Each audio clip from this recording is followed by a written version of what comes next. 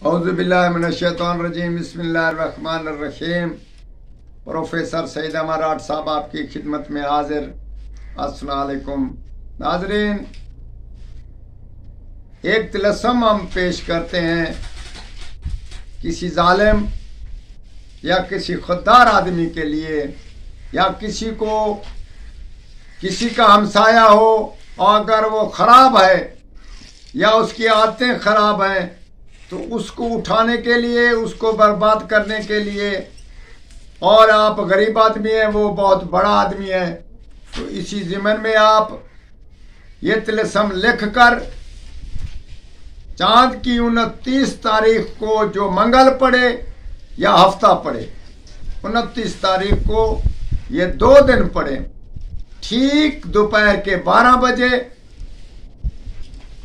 आप इसको लिखकर दुश्मन या उसी के किसी के घर जिसको उठाना हो या उसी को परेशान करना हो तो उसके घर के अंदर ईंटों के कहीं दीवार में या कहीं ऐसी जगह में दबा दें जो अंदर हो।